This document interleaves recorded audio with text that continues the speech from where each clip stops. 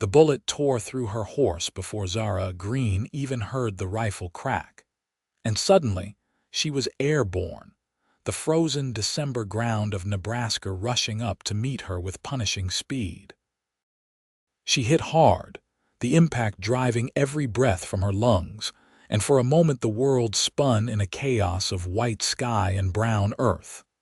Her mare screamed, a terrible sound that cut through the ringing in Zara's ears, and then fell silent. The second shot had found its mark. Zara scrambled behind the dead animal's bulk, her hands shaking as she fumbled for the rifle still strapped to the saddle. Behind her, she could hear the thunder of approaching hooves, the whooping cries of the men who had been tracking her for 3 days across the frozen plains. She had been foolish to think she could make it to Kearney alone, foolish to believe that her brother's killers would let her simply ride away after she had witnessed what they did to him outside that saloon in Ogallala. But what choice had she had? The marshal there had been in their pocket, and staying would have meant joining Thomas in the ground. The rifle came free, but her numb fingers nearly dropped it. December in Nebraska was brutal, and she had lost her heavy coat 2 days ago crossing a half-frozen creek. Her dress was torn, her hands were bleeding, and she could no longer feel her feet inside her worn boots. The men were close now, close enough that she could hear their voices. "She cannot have gone far," one called out. "Horse is down." "Check if she's dead," another replied, his voice carrying a cruel anticipation that made Zara's stomach turn. She pressed herself against her mare's still warm flank and tried to steady the rifle. 4 bullets left, 4 men hunting her, maybe 5. The mathematics of survival were not in her favor. Her breath came in white clouds that would give away her position, and the frozen ground offered no cover beyond the dead horse. The land here was too open, too exposed, nothing but winter-dead grass stretching toward a horizon already beginning to darken with the early dusk of December. The sound of a single horse approaching made her tense. They were separating, trying to flank her. Smart. These were not random outlaws, but men who knew what they were doing. Her brother had owed them money from a poker game that Thomas swore had been rigged. He had confronted them, and they had shot him down in the street like a dog. Zara had been across the street, had seen it all, and like a fool, she had screamed.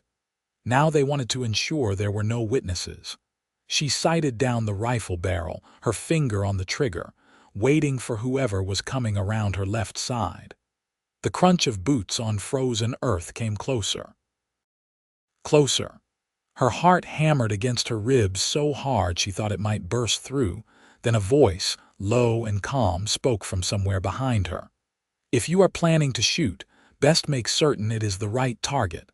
Zara whirled, nearly losing her grip on the rifle. A man stood perhaps 20 feet away, hands raised slightly to show he held no weapon. He was tall, broad-shouldered, with dark hair that touched his collar and eyes that were a startling shade of blue even in the fading light. He wore a heavy sheepskin coat, and a pair of well-worn Colts sat in holsters at his hips. But it was his face that caught her attention, weathered by sun and wind, with the kind of quiet strength that came from surviving hard years. "Who are you?" she hissed, keeping her rifle trained on him even as she heard the other men drawing closer. "Name is Bennett Drummond," he said quietly, "and unless you want those men to find you, I suggest you come with me right now." "Why would you help me?" "Because I watched them chase you across half the county, and I watched them shoot your horse out from under you for sport." His jaw tightened. "I do not care for men who hunt women like animals." The voices were closer now, and Zara could hear them calling to each other, coordinating their search. Bennett took a step forward, his movements slow and deliberate. "There is a gully about 30 yards north," he said. "My horse is there. We can be gone before they round that rise." "They will kill you too," Zara whispered, Something that might have been a smile touched the corner of his mouth. "They are welcome to try." She had perhaps 3 seconds to make a decision that would determine whether she lived or died. Every instinct screamed not to trust this stranger, but every instinct had also told her to run 3 days ago, and that had led her here, to frozen ground and desperation. She looked into Bennett Drummond's eyes and saw something steady there, something solid. "All right," she said. He moved with surprising speed for a man his size, closing the distance between them in 3 long strides. His hand closed around her arm, and he pulled her away from her dead horse, guiding her through the winter-brown grass with a sure step that suggested he knew this land well. Behind them, she heard a shout, as one of her pursuers spotted the abandoned horse. The gully appeared suddenly, a crack in the earth perhaps 6 feet deep, and at the bottom stood a large bay gelding with the calm patience of a well-trained mount. Bennett swung down first, then reached up for her. Zara slid down the frozen embankment and his hands caught her waist, steadying her. For a moment they stood close enough that she could feel the heat radiating from him, and she realized just how cold she had become. "Can you ride?" he asked. "Yes." He mounted in one fluid motion, then extended his hand down to her. She grasped it, and he pulled her up behind him as though she weighed nothing at all. The moment she settled against his back, he urged the bay forward, and the horse moved along the gully with the steady gait of an animal that had covered rough ground before. Above them, Zara could hear the men shouting, their voices sharp with frustration. A rifle shot cracked, but the bullet went wild, striking somewhere far to their left. Bennett did not increase their pace, did not show any sign of concern. He simply guided his horse along the natural trench in the earth, letting it carry them away from danger. "Hold on," he said quietly, and Zara wrapped her arms around his waist, feeling the solid muscle beneath his coat. Heat radiated from him, and she pressed closer without thinking, her frozen body drawn to warmth like a moth to flame. They rode for what felt like hours, but was probably only 30 minutes before Bennett finally guided the bay up and out of the gully. The land here was different, more broken, with stands of cottonwoods marking the path of a frozen creek. The sun had set, and the temperature was dropping fast, that brutal cold that December nights in Nebraska could bring. Zara's teeth had begun to chatter, and she could no longer feel her hands where they gripped Bennett's coat. He must have felt her shaking because he pulled the bay to a stop and turned slightly in the saddle. In the twilight, his face was all plains and shadows, but his eyes were concerned. "How long have you been running?" he asked. 3 days. Her voice shook as badly as her body. He cursed softly, then dismounted and reached up for her. This time when his hands closed around her waist, she nearly collapsed against him. Her legs would not hold her weight, and only his strength kept her upright. "Easy," he murmured. "I have you." He half carried her to a small stand of trees and set her down on a fallen log. From his saddlebags, he pulled a thick wool blanket and wrapped it around her shoulders, then another that he draped over her lap. The cold had sunk so deep into her bones that even the blankets could not stop her shaking. Bennett knelt in front of her, his big hands chafing her frozen fingers between his own. "When did you last eat?" Zara tried to remember. "Yesterday morning. Maybe." He shook his head and returned to his horse, coming back with strips of dried beef and a canteen.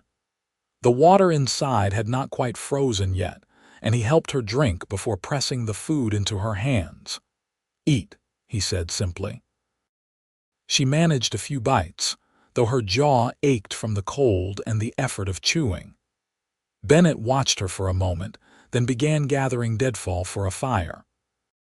Within minutes, he had a small blaze going, carefully positioned so the trees and the gully bank would break up the smoke and hide the light from any pursuers.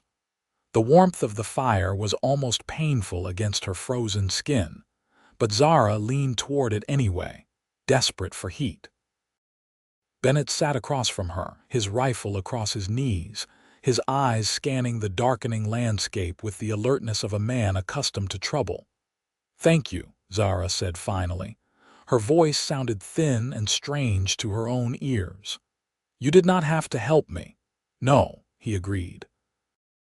"But leaving you would have been the same as killing you myself." "Who are you, Bennett Drummond?" He glanced at her across the fire, and for a moment she thought he might not answer. Then he said, "A rancher, or trying to be. I have a small spread about 15 miles east of Kearney. Nothing fancy, just enough land to run some cattle and a few horses." "Why were you out here?" "Looking for strays. Winter storms scattered my herd, and I have been spending the last week rounding them up." He paused. "This morning I was tracking a pair of steers when I saw you riding hard with those men after you. Followed to see what the trouble was. The trouble is that I watched them murder my brother, and they know it." The words came out bitter, edged with a grief she had not had time to properly feel. "Thomas owed them money from a poker game. He said it was rigged, that they cheated. When he confronted them, they shot him. In Ogallala." "Yes, 4 days ago." Bennett's jaw tightened. "Marshal there is Charlie Preston. He is on the take from half the outlaws between here and Wyoming." "I know. That is why I ran." Zara pulled the blankets tighter around herself. "I thought if I could make it to Kearney, maybe the law there would listen. My aunt lives in town. I thought I could stay with her. Kearney is still a full day's ride from here, maybe more in this cold." Bennett studied her with those steady blue eyes. "And those men will not stop hunting you. They know which direction you were heading." "So what do I do?" The question came out smaller than she intended, carrying all the fear and exhaustion of the past 3 days. Bennett was quiet for a long moment, staring into the fire. When he spoke, his voice was careful, measured. "My ranch is closer. You could stay there tonight, get warm, get some real food. In the morning, we can figure out the next step." Zara looked at him across the flames, this stranger who had appeared out of nowhere to save her life. Everything about him suggested capability and strength, from the way he moved to the calm certainty in his voice.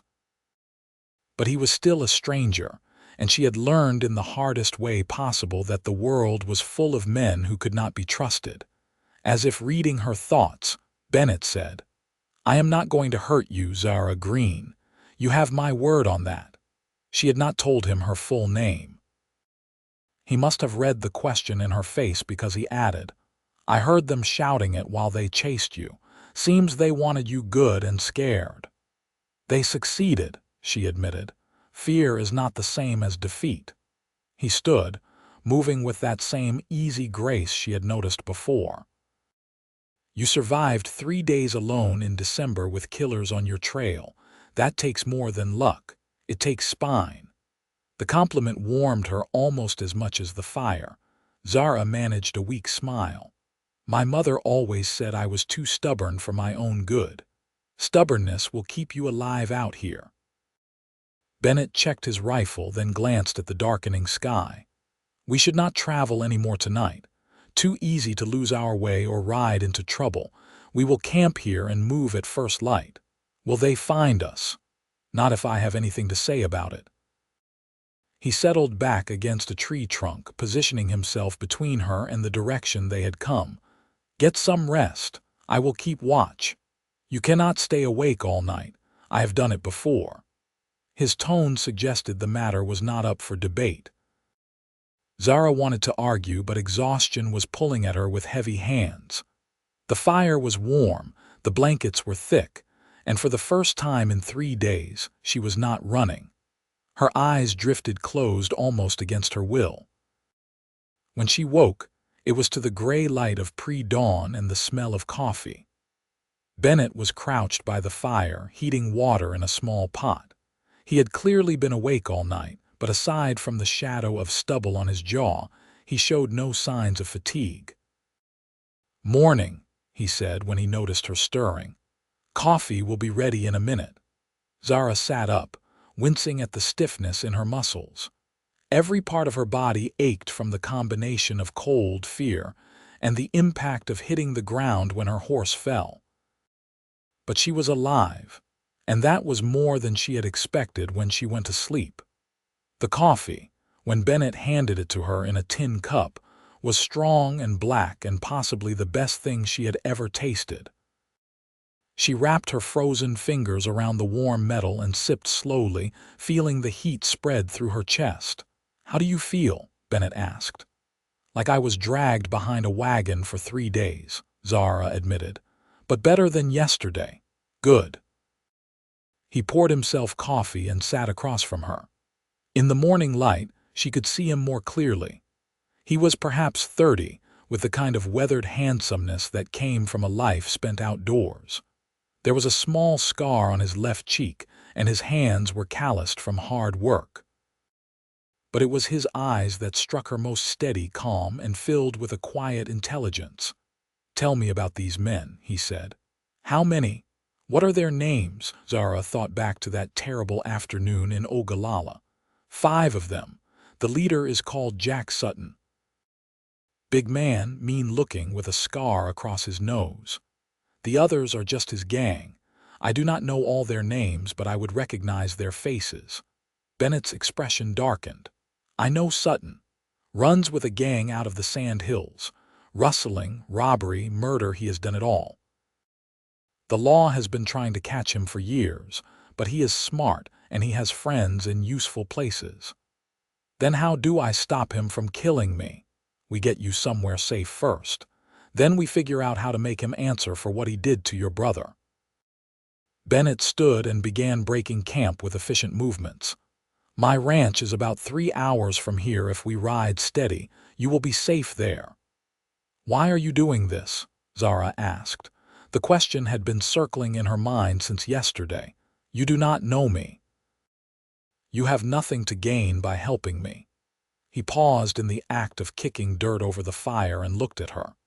5 years ago, I had a sister, younger than you by a few years. She went into town one day to buy fabric, and she never came home. We found her 2 days later in a ravine. Men had," he stopped, his jaw working. "They had done things to her before they killed her. The law never found who did it, said there was not enough evidence." "I am sorry," Zara whispered. "So when I see men hunting a woman like you were being hunted, I do not ask questions. I just act." He finished covering the fire.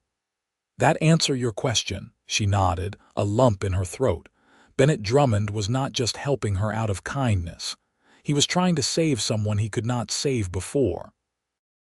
They rode out as the sun cleared the horizon, painting the frozen landscape in shades of gold and amber. Zara sat behind Bennett again, her arms around his waist, and this time she paid more attention to their surroundings. The land here was vast and empty, rolling plains broken by occasional stands of trees and frozen creeks. In summer, it would be beautiful, but now it was harsh and unforgiving. Bennett kept them at a steady pace, never pushing the bay too hard but never dawdling either. He clearly knew this country well, taking shortcuts through breaks in the land and avoiding open areas where they might be spotted. Once, he pulled them to a stop and sat motionless for several minutes, his head cocked like a hunting dog scenting the wind. Then he relaxed and moved on. "What is it?" Zara asked. "Thought I heard riders. False alarm." The sun was halfway to its zenith when they topped a low rise and Bennett pointed ahead. "There." Zara followed his gesture and saw a small valley nestled between 2 low hills. A creek, currently frozen solid, wound through the center, and beside it stood a house and a barn. They were both small but well built, the kind of structures that said their owner knew what he was doing. A split-rail fence enclosed a pasture where perhaps a dozen cattle grazed, and smoke rose from the house's chimney. "Home," Bennett said simply. As they drew closer, Zara could see more details. The house was made of sawn lumber rather than sod, a mark of some prosperity out here on the plains. There was a vegetable garden, dormant now for winter, and a chicken coop near the barn. Everything was neat and well maintained, the work of someone who took pride in what they built. Bennett rode straight to the barn and dismounted, then helped Zara down. Her legs were steadier today, though still shaky. Inside the barn, it was warmer, out of the wind, and she could hear the gentle sounds of animals moving in their stalls. "Wait here," Bennett said. "I will get the house warmed up properly and make sure everything is secure." He was gone perhaps 10 minutes, and when he returned, he led her across the frozen yard to the house. Inside, it was blessedly warm. A fire blazed in the stone fireplace, and the single large room that served as kitchen, dining area, and sitting room was simple but comfortable. There was a ladder leading to a sleeping loft, and a door that probably led to a bedroom on the ground floor. "Sit," Bennett said, guiding her to a chair near the fire. "I will make something to eat." Zara watched as he moved around the kitchen with practiced ease, slicing salt pork and setting it to fry, mixing batter for cornbread, putting coffee on to boil. It was strange seeing such a large, capable man performing domestic tasks, but he did them without self-consciousness. "Do you live here alone?" she asked. "Yes, had a hired man for a while, but he moved on last spring. Been managing by myself since then." He glanced at her. "It gets lonely sometimes, but I prefer it to living in town." "I can understand that." They ate in companionable silence, and Zara discovered she was ravenous. The salt pork was salty and the cornbread was plain, but after 3 days of running, it tasted like a feast. Bennett watched her eat with something that might have been satisfaction. "There is a room through that door," he said when they had finished. "It was going to be for my parents when they got older, but they passed before I could bring them out here. You can use it for as long as you need." "Where will you sleep?" "Loft is fine." He stood and began clearing the dishes. "You should rest. You look exhausted."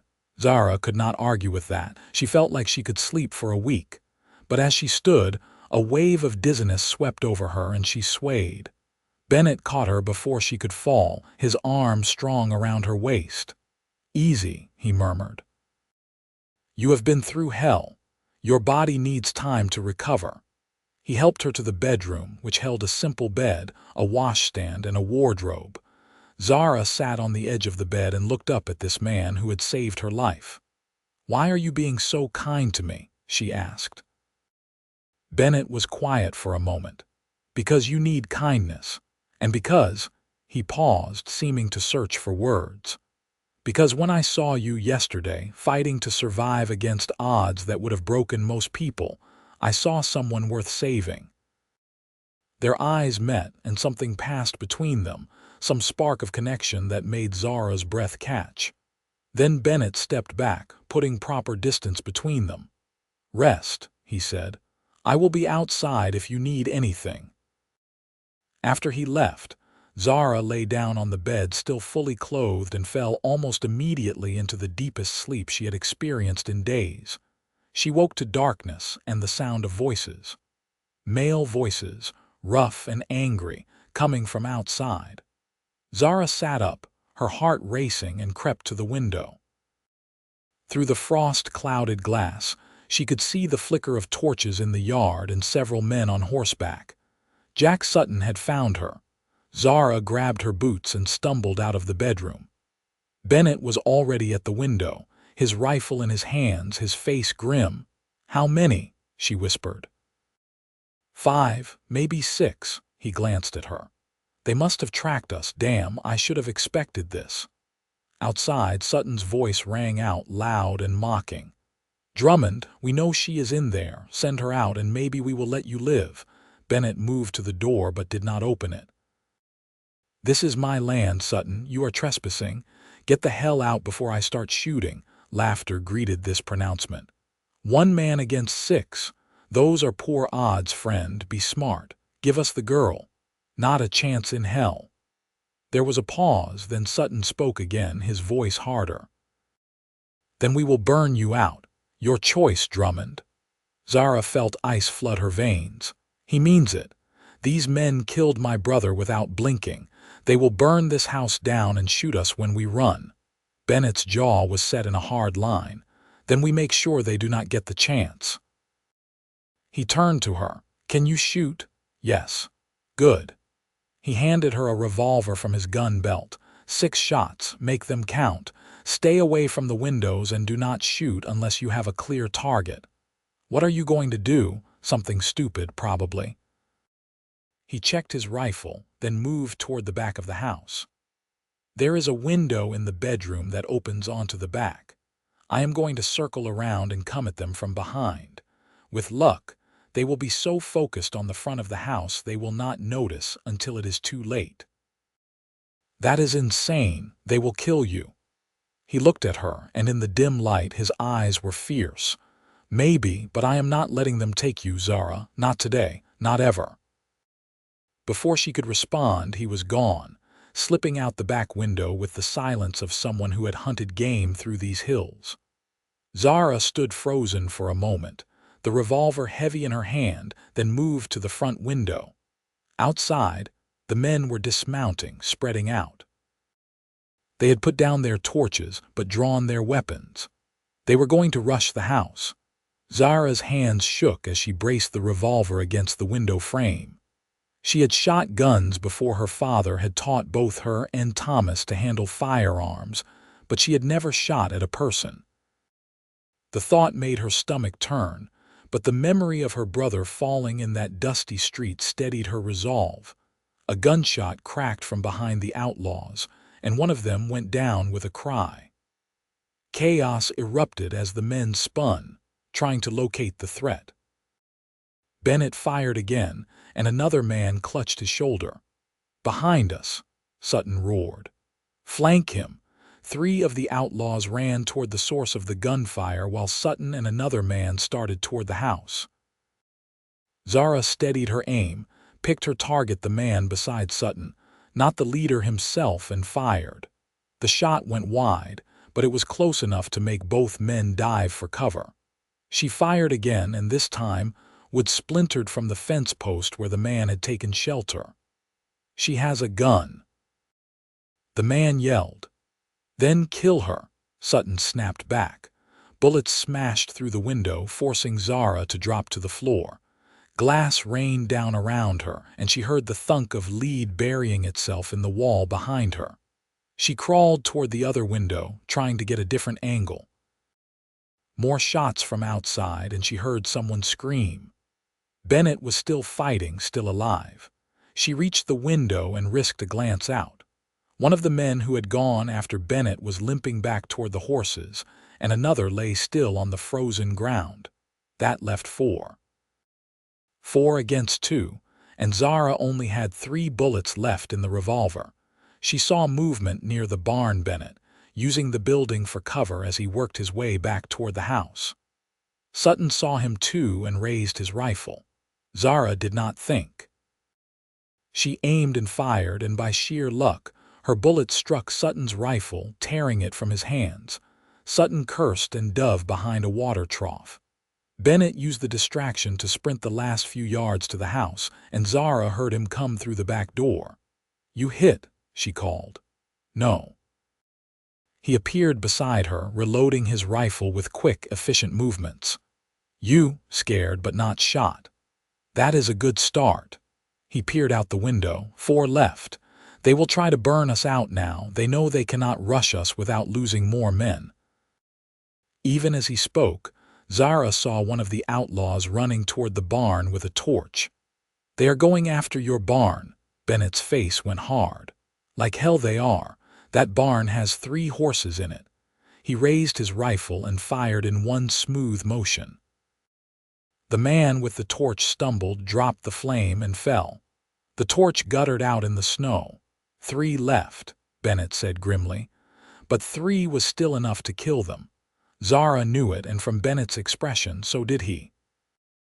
They could hold the house for a while, but eventually the outlaws would find a way to set fire to it or simply wait them out. And when dawn came, they would be sitting targets.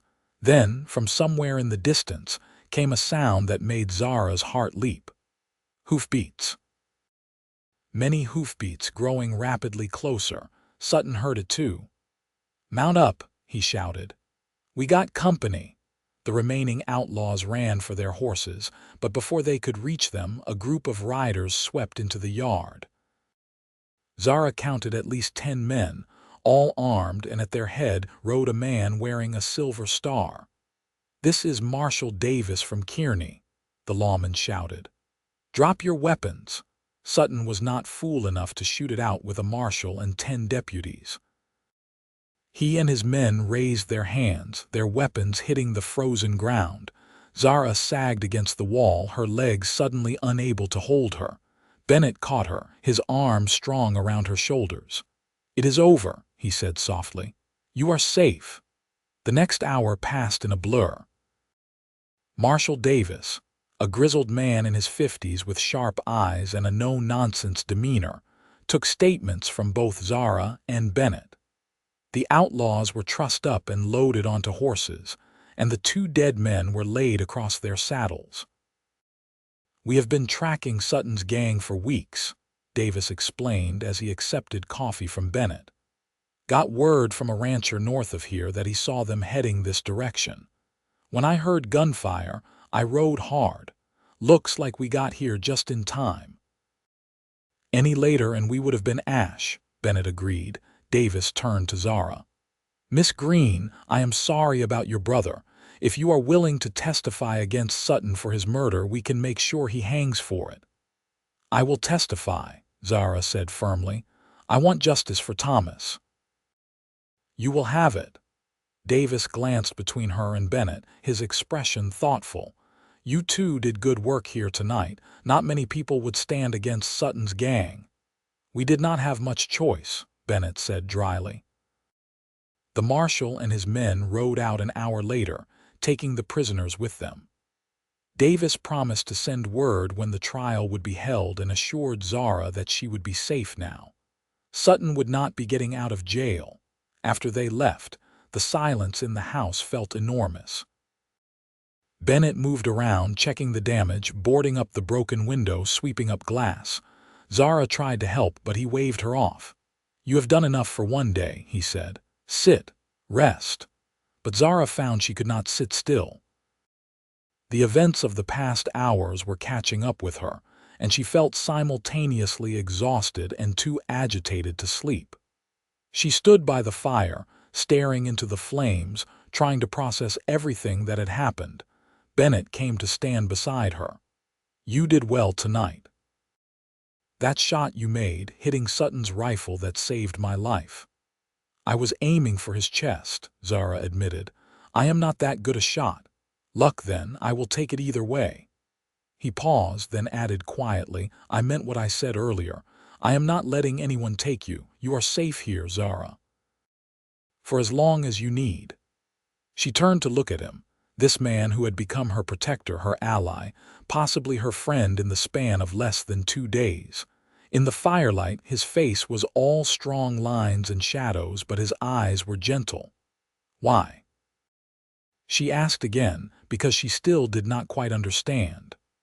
"Why risk everything for someone you do not even know?" Bennett was quiet for a long moment. When he spoke, his voice was low and honest. "At first it was about my sister, about making up for the fact that I could not save her.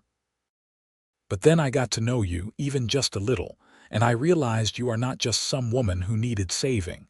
You are brave and strong, and you fought like hell to survive. And he stopped, seeming to struggle with the words. "I have been alone for a long time, Zara. And meeting you, even under these circumstances, it feels like something changed.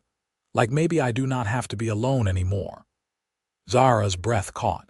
She had felt it too, that connection, that spark of something more than just circumstance bringing them together.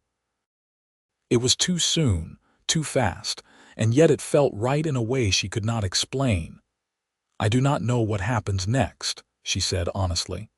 I do not know where I go from here or how I rebuild my life after everything that has happened. You do not have to figure it all out tonight. Bennett reached out and took her hand, his palm warm and calloused against hers. Stay here, recover, let yourself heal, and when you are ready to decide what comes next, I will help you however I can. Even if what comes next does not include staying here. His jaw tightened, but he nodded. Even then, though I hope you will consider it, this place could use a woman's touch and I could use the company.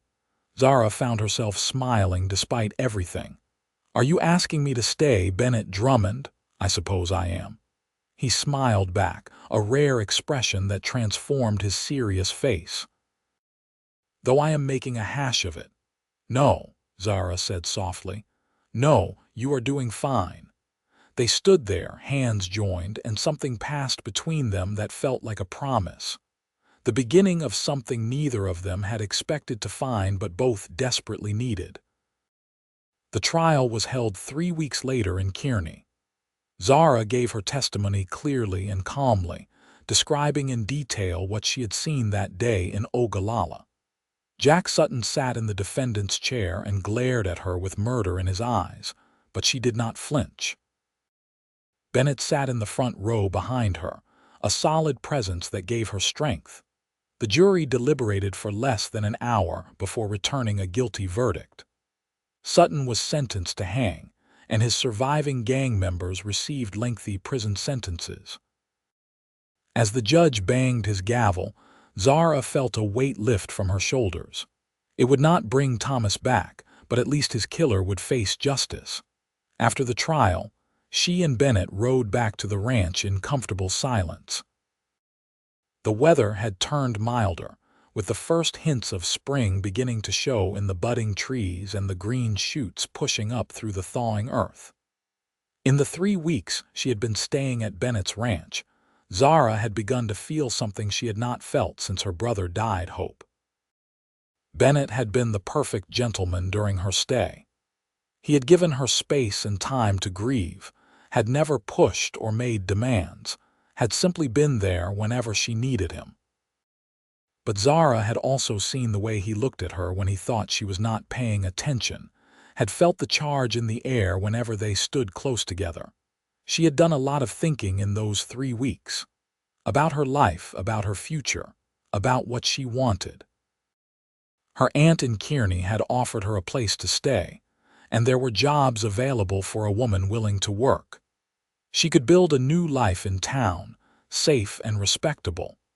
But the thought of leaving the ranch, of leaving Bennett, made her chest ache in a way that had nothing to do with grief.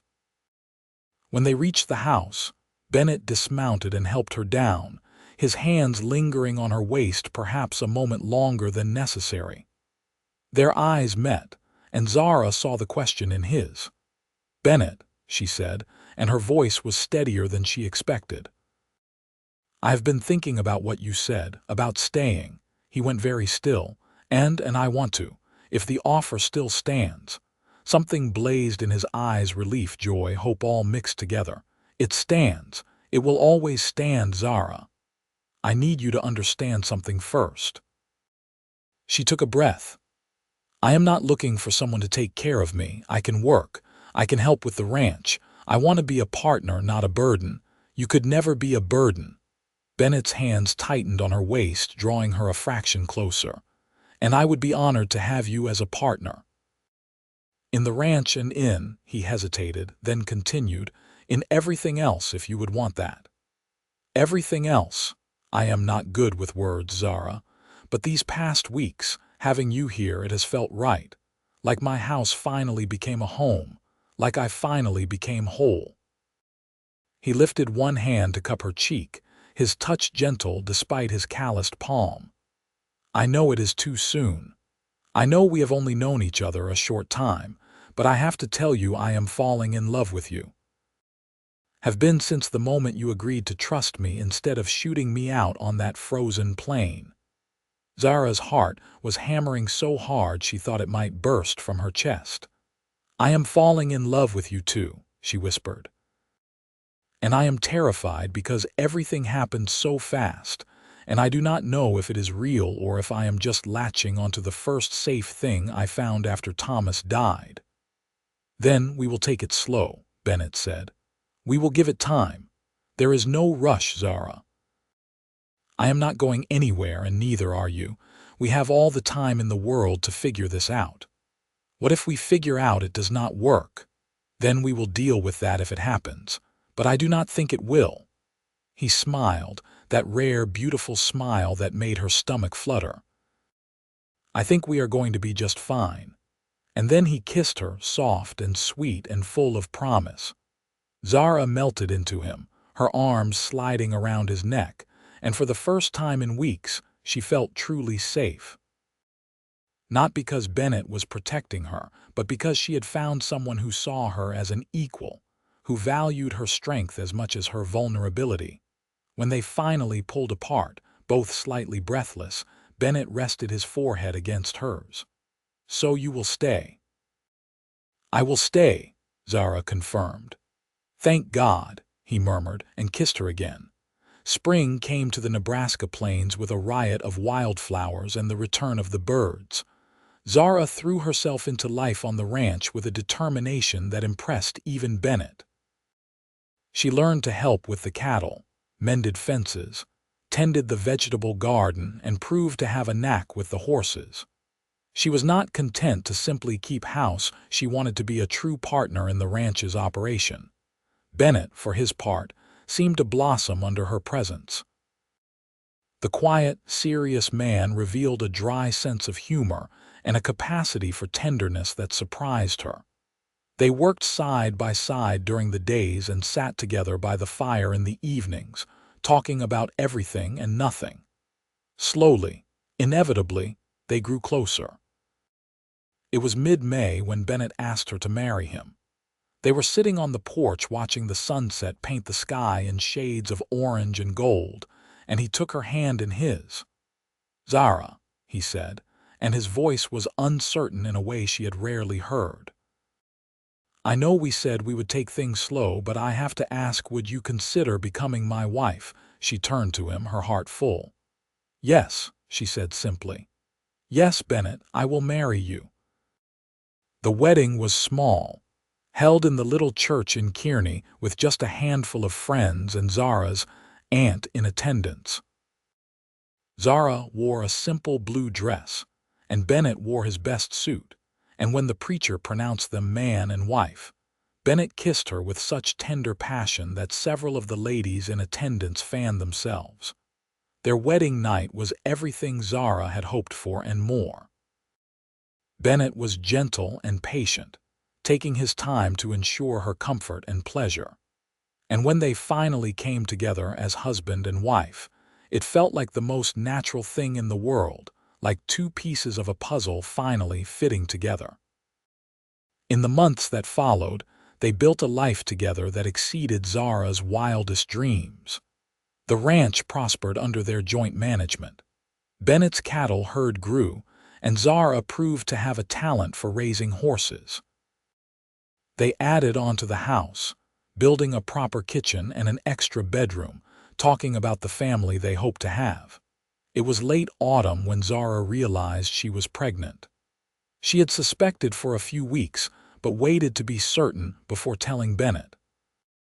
When she finally did, he picked her up and spun her around despite her laughing protests. "Careful," she said. "You will make me dizzy." "I do not care. We are having a baby." His face was alight with joy. "Zara, we are having a baby." "I know," she said, laughing and crying at the same time. "I cannot quite believe it." Bennett set her down carefully and placed his hand over her still flat stomach. "Our child," he said wonderingly. "Yours and mine." The pregnancy was not always easy. There were mornings when Zara could not keep anything down, and as she grew larger, the simple tasks of ranch life became more difficult. But Bennett was endlessly patient and supportive, taking on extra work without complaint and making sure she rested. Their son was born on a cold February morning, almost exactly a year after Zara had first stumbled onto Bennett's land. The birth was long and difficult, but when Bennett finally placed the squalling infant in her arms, Zara felt a love so fierce it took her breath away. "He is perfect," she whispered, counting tiny fingers and toes. "Just like his mother," Bennett said, his voice rough with emotion. He sat beside them on the bed, his arm around Zara's shoulders. "What should we name him?" Zara looked down at their son, at his dark hair and the blue eyes that would probably change color in a few months. "Thomas," she said softly. "Thomas Bennett Drummond, for my brother and for you." Bennett's eyes were suspiciously bright. "I think that is perfect." Baby Thomas proved to be a healthy, happy child who seemed to have inherited his father's calm disposition and his mother's stubborn determination. As he grew from infant to toddler, the ranch house filled with laughter and noise in a way that delighted both his parents. 2 years after Thomas was born, Zara gave birth to a daughter they named Margaret Rose, after both their mothers. Maggie, as she quickly became known, had her mother's dark hair and her father's blue eyes, and she wrapped both parents and her older brother around her tiny finger from day one. The years passed in a blur of hard work and happiness. The ranch continued to prosper, becoming one of the most successful in the county. Bennett and Zara became respected members of the community, known for their fairness and their willingness to help neighbors in need. Thomas grew into a serious, responsible boy who loved the ranch and the animals. Maggie was the wild one, always getting into mischief and exploring places she should not go. Together, they filled the house with energy and joy. On a warm summer evening when Thomas was 7 and Maggie was 5, the family sat on the porch watching fireflies dance across the yard. Zara leaned against Bennett's shoulder, feeling the solid warmth of him, and thought about how far they had come from that frozen December day when she had been running for her life. "What are you thinking about?" Bennett asked, his arm tightening around her. "About how lucky I am," Zara said honestly. "About how my worst day turned into the beginning of my best life." Bennett kissed the top of her head. "I was just thinking the same thing. If I had not been out looking for strays that day, if I had not seen you and decided to follow, everything would be different. Do you ever wonder about it? About what your life would have been like if you had not found me?" "Sometimes," he admitted. "But not in a way that makes me wish things had been different. I think we were always meant to find each other, Zara, that day or some other day. Somehow." She turned to look up at him, this man who had saved her life and then given her a reason to truly live. "I love you, Bennett Drummond." "And I love you, Zara Drummond." He kissed her, slow and sweet, while their children played in the yard and the sun set over the Nebraska plains. 20 years passed in what felt like the blink of an eye.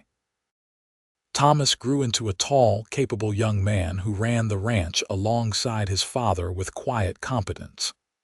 At 19, he married a sweet-natured girl from town named Emily, and within a year, Bennett and Zara became grandparents for the first time. Maggie, true to her wild nature, shocked everyone by becoming a teacher. She moved to Omaha to attend the state's new normal school and came back with modern ideas about education and women's rights. At 21, she was still unmarried and showed no signs of settling down, much to her mother's amusement and her father's concern. The ranch had grown substantially over the years. They now employed 3 full-time hands and seasonal workers during Roundup. The house had been expanded twice and was now a proper 2-story building with enough room for the whole family and then some. Bennett's hair had gone gray at the temples, and Zara had laugh lines around her eyes, but they were both still strong and healthy. They still worked the ranch together, still sat on the porch in the evenings talking about their day, still fell into bed each night grateful for another day together. It was a spring evening much like the one when they had gotten engaged, when Bennett took Zara's hand and led her out to the spot where he had first brought her, all those years ago. The old barn was still there, though they had built a larger one beside it. "You remember?" Bennett asked, pulling her close. "Of course I remember," Zara said. "I remember thinking you were either going to save me or kill me, and I was too tired to care which." He laughed. "I remember thinking you were the bravest person I had ever met, scared half to death but still fighting." "I had a good reason to fight. I had not met you yet." She smiled up at him. "Thank you, Bennett, for saving me that day, for giving me a home and a family and a life I never could have imagined." "Thank me," Bennett shook his head. "Zara, you saved me just as much as I saved you. I was just existing before you came along. You taught me how to live again." They stood there together as the sun set, painting the sky in familiar colors, and Zara thought about that terrified young woman who had been running for her life across the frozen plains. She thought about the choice she had made to trust a stranger, and how that single decision had changed everything. "The frozen ground was my bed," she said softly, remembering that desperate night. "And a cowboy offered his instead." "And I have been offering it every night since," Bennett murmured against her hair. "And I will keep offering it for the rest of my life." "That is a long time." "Not long enough," he said, and kissed her as the first stars began to appear in the darkening sky. Their grandchildren grew up hearing the story of how Grandma and Grandpa met, the dramatic chase, the gunfight, the romance that bloomed from desperate circumstances. The children always wanted to hear it, especially the part where Grandma shot the rifle out of the bad man's hands. "Was it really frozen ground, Grandma?" little Sarah, Thomas's daughter, asked one evening when the whole family was gathered for Sunday dinner. Zara smiled and glanced at Bennett across the crowded table. "It really was, sweetheart. December in Nebraska can be brutal. I thought I was going to freeze to death that night. But Grandpa saved you," 6-year-old Jacob piped up. "He did," Zara agreed. "He offered me warmth and safety when I needed it most." "And then you fell in love," Sarah said with the romantic certainty of a 7-year-old. "Then we fell in love," Bennett confirmed, reaching across the table to take Zara's hand.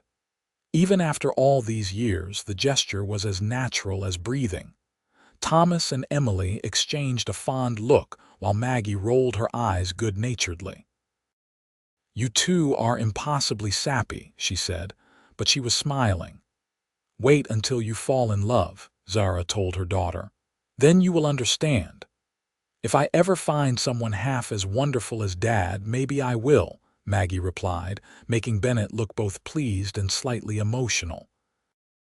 As the family continued their meal, the conversation flowing around them in comfortable chaos, Zara thought about how perfectly everything had worked out. Her brother Thomas would have been 46 now, had he lived. She still thought of him often, still visited his grave when they went to town. But the sharp edge of grief had dulled over the years, leaving behind only tender memories and gratitude for the time they had together. His death, terrible as it had been, had set in motion the events that brought her to Bennett. She did not believe in fate exactly, but she did believe that sometimes terrible things could lead to beautiful outcomes.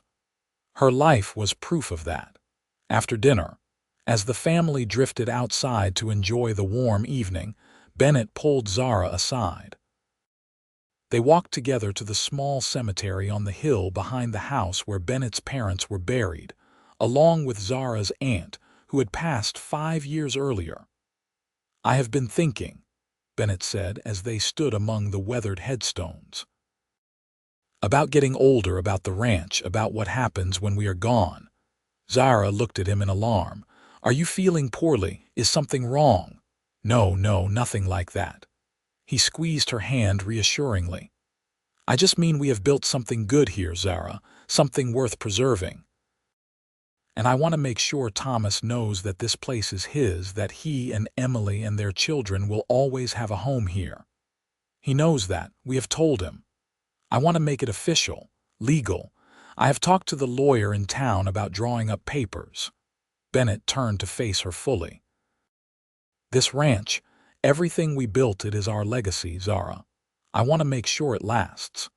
She understood what he was not saying, that they were in their 50s now, that the years ahead were fewer than the years behind.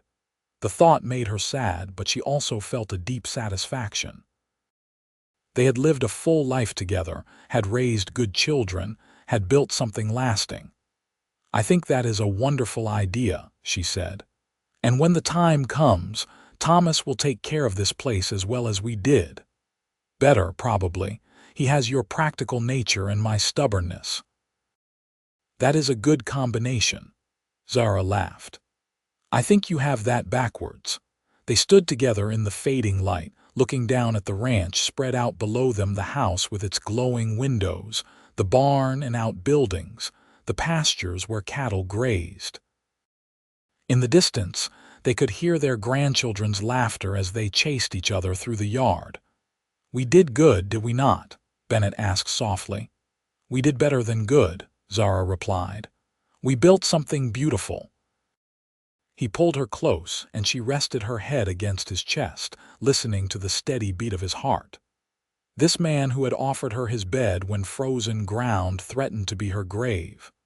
This man who had given her everything: safety, love, a home, a family. Her husband, her partner, her best friend. I love you, she whispered. I love you too, Bennett said. Always have, always will. As they walked back down the hill hand in hand, Zara felt a profound sense of contentment. The terrified young woman who had been running for her life all those years ago would never have believed that such happiness was possible. But here she was, surrounded by love and family, living a life that exceeded every dream. The frozen ground had almost been her grave.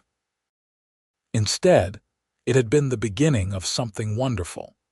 And it all started because one cowboy had decided to offer kindness to a stranger in need. Years continued to roll by with the steady rhythm of ranch life. Bennett and Zara grew older together, their bodies moving a bit slower but their love as strong as ever. They celebrated their 30th anniversary with all their children and grandchildren present, and Bennett presented Zara with a beautiful locket containing pictures of their whole family. So you always carry them close to your heart, he said, fastening it around her neck. Zara cried happy tears and kissed him in front of everyone, making the grandchildren giggle and Thomas clear his throat in embarrassment. Maggie eventually did fall in love at age 28 with a newspaperman from Lincoln who appreciated her fierce independence and modern ideas. Their wedding was the social event of the season in Kearney, and Zara had never seen her daughter look happier. More grandchildren came, and then great-grandchildren. The ranch house was always full of noise and laughter during holidays and Sunday dinners. Bennett and Zara presided over it all with quiet pride, watching their family grow and flourish.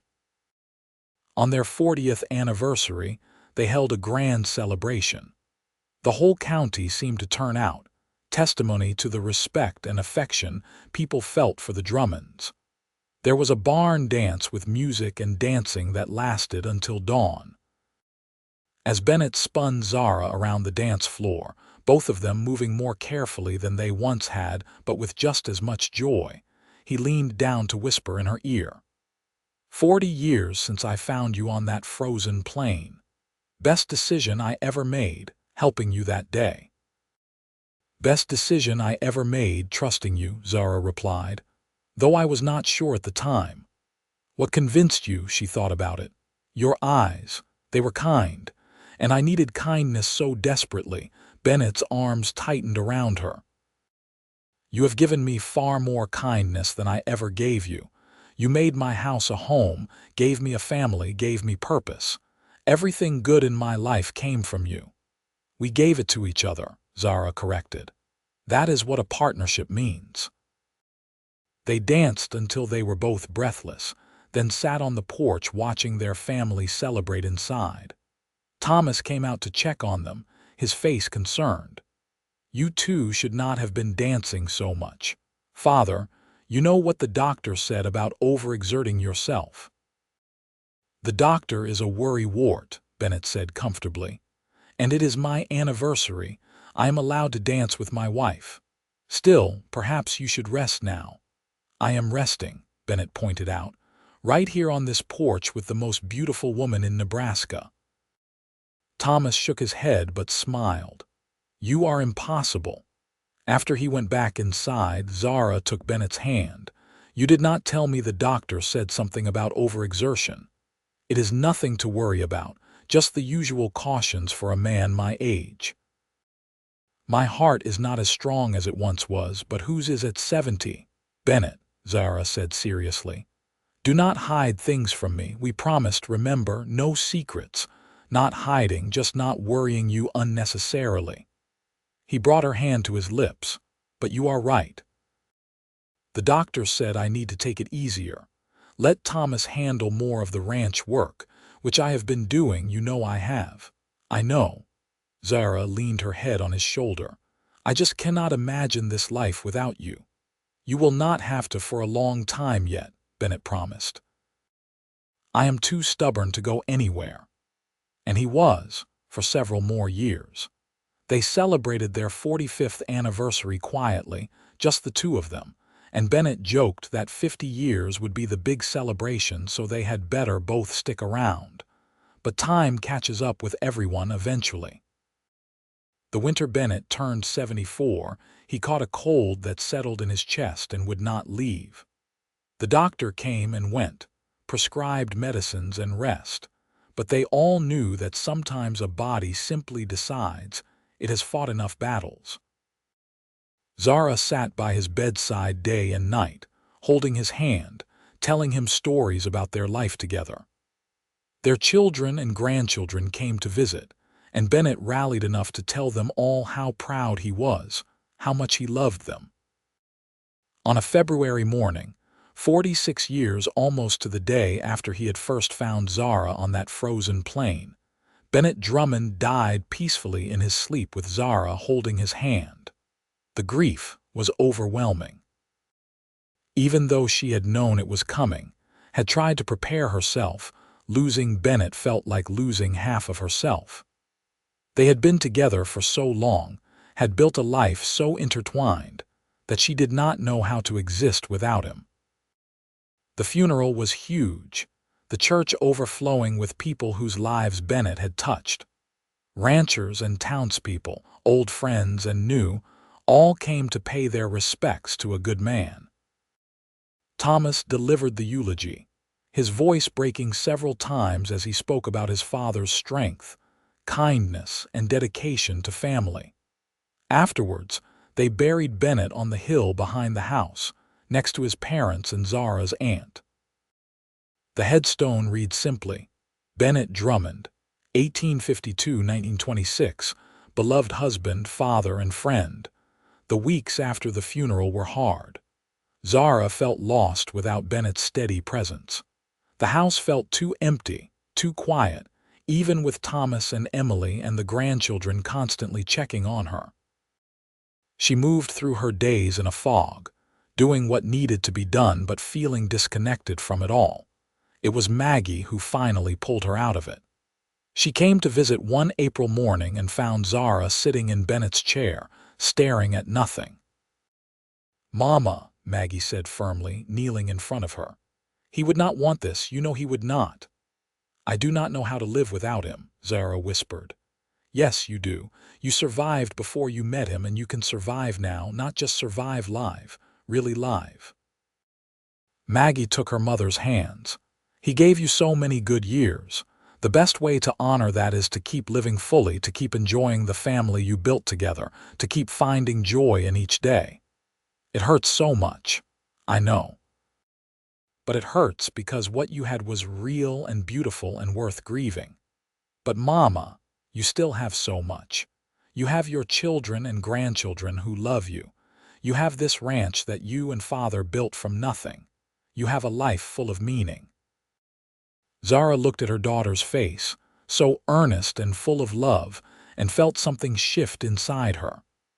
Maggie was right. Bennett would not want her to give up, to simply wait to die so she could be with him again. He would want her to keep living, to keep being part of their family, to keep finding happiness where she could. "You are right," she said finally. "You are absolutely right." "Of course I am," Maggie said with a watery smile. "I got your stubbornness and father's common sense, remember." From that day forward, Zara made a conscious effort to re-engage with life. She spent time with her grandchildren and great-grandchildren, teaching them to cook and garden, telling them stories about their grandfather and the early days of the ranch. She worked in her garden, helped Thomas with ranch bookkeeping, and even took up quilting with some of the church ladies. The grief never fully left. There were still mornings when she woke reaching for Bennett and afternoons, when she turned to tell him something before remembering he was gone. But alongside the grief was gratitude for the years they had together, and a determination to honor his memory by living well. On what would have been their 50th anniversary, the family gathered on the hill by Bennett's grave. They brought flowers and shared stories, laughing and crying together. Zara stood before the headstone and spoke to her husband as if he could hear. 50 years, my love. Can you believe it? Though really it should be 46. That is how long we had together in this life." She smiled through her tears. "I miss you every single day, but I am doing what you would want. I am living. I am loving our family. I am finding joy where I can. And one day when my time comes, I will find you again. Until then, know that you were the best thing that ever happened to me. That frozen ground would have been my grave if you had not offered me your bed instead. You gave me everything, Bennett Drummond. Everything that mattered." Thomas put his arm around her shoulders, and Maggie took her hand, and together they stood in the spring sunshine remembering a good man who had lived a good life. Zara lived for another 8 years after Bennett's death, dying peacefully in her sleep at age 82. In those years, she saw more great-grandchildren born, watched the ranch continue to prosper under Thomas's capable management, and remained the beloved matriarch of a large and loving family. Her funeral was as well attended as Bennett's had been, the church packed with people whose lives she had touched. Maggie, now a successful newspaper editor, gave the eulogy, speaking about her mother's courage, strength, and capacity for love. They buried her next to Bennett on the hill, and her headstone read, "Zara Drummond, 1854–1934, beloved wife, mother, and friend. Together forever." The ranch continued to thrive for generations, passed down from Thomas to his children and then to their children. The original house still stood, expanded and modernized but still recognizable. And on the hill behind it, Bennett and Zara's graves were carefully tended, their story passed down to each new generation as an example of how love could bloom even from the most desperate circumstances. The story of the frozen ground and the cowboy who offered his bed instead became family legend, told and retold until it took on an almost mythical quality. But at its heart was a simple truth that sometimes in our darkest moments, salvation comes from the most unexpected places. That kindness offered and kindness accepted can change the course of a life. And that true love, once found, never really ends. On the ranch that Bennett and Zara built together, their great-great-grandchildren still walked the land they had worked, still slept under the roof they had raised, still lived by the values they had embodied. The frozen ground that had almost been a grave had instead become the foundation of a legacy that would endure for generations. And sometimes, on winter evenings when the wind howled across the Nebraska plains, People swore they could see two figures walking hand in hand across the frozen ground. A man and a woman who had found each other against all odds and built something beautiful from a moment of desperate need and desperate kindness. The story of Zara and Bennett Drummond was more than just a love story. It was proof that even in the harsh Wild West, even in the midst of violence and loss, love could flourish. That home was not just a place, but the people who filled it with warmth and laughter. That the greatest legacy a person could leave was not wealth or property, but the family they raised and the love they shared. The frozen ground had been her bed. A cowboy had offered his instead. And from that single act of kindness had grown a love story for the ages, a family that spanned generations, and a legacy that would never be forgotten.